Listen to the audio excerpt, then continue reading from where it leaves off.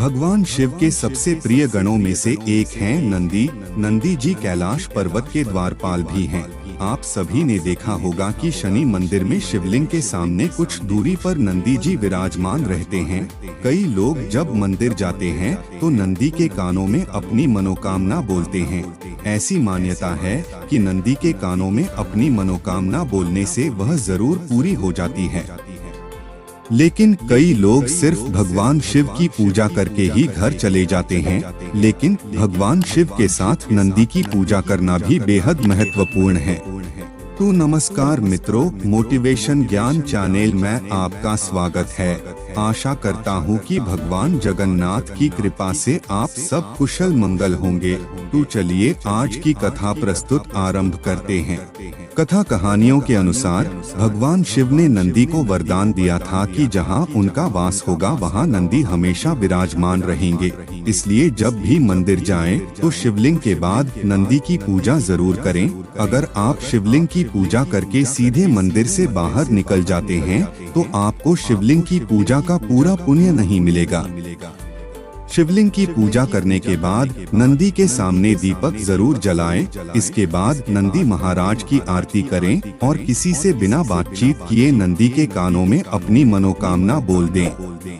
शिव मंदिर में लोग नंदी जी का कानों में अपनी मनोकामना बोलने के बाद ही बाहर आते हैं। कहा जाता है कि शिव जी अधिकतर अपनी तपस्या में ही लीन रहते थे।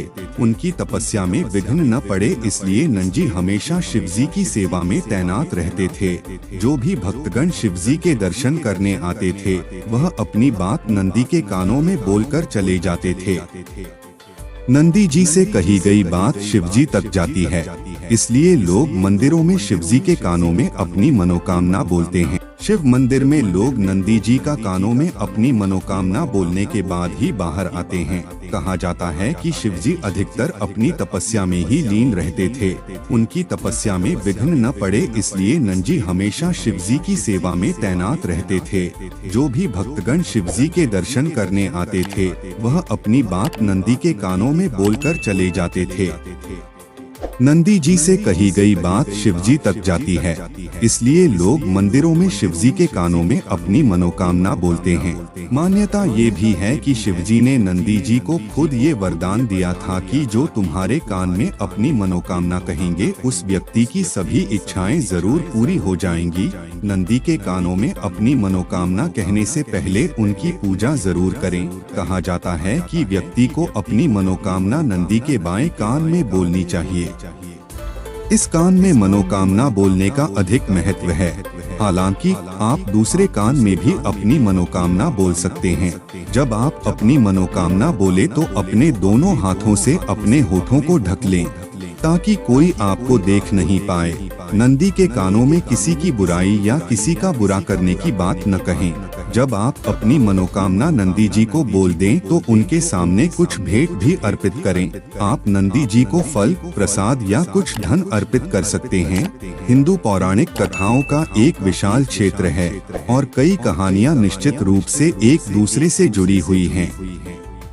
ऐसी ही एक कहानी जलंधर नामक राक्षस के बारे में है जो भगवान विष्णु और भगवान शिव दोनों की कहानियों में आता है। कहानी कहती है कि एक बार जब भगवान शिव ध्यान कर रहे थे, जलंधर ने पार्वती का अपहरण कर लिया।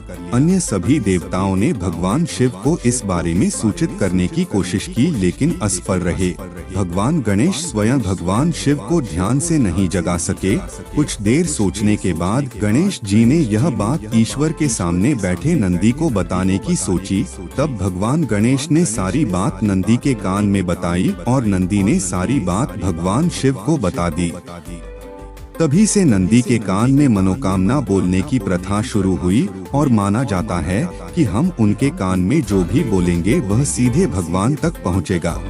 शास्त्रों के अनुसार नंदी के कान में कोई भी कामना कहने से पहले ओम शब्द बोलना चाहिए। इसके बाद ही अपनी कामना कहनी चाहिए। हिंदू धर्म में ओम का विशेष महत्व है। आप देखेंगे कि अधिकतर मंत्रों की शुरुआत इसी शब्द के साथ होती है। ये केवल एक शब्द नहीं है, बल्कि ओम को संपूर्ण ब्रह्मांड का प्रतीक माना जाता है। ओम का उच्चारण करने मात्र से आसपास सकारात्मक ऊर्जा का विकास होता है। तो आज के लिए इतना ही मित्रों, ऐसे ही कुछ जानकारी आपके लिए लेके आऊंगा अगले वीडियो में। अगर ये जानकारी आपको अच्छी लगी हो तो वीडियो को लाइक करें, शेयर करें और सब्सक्राइब करें। धन्यवाद।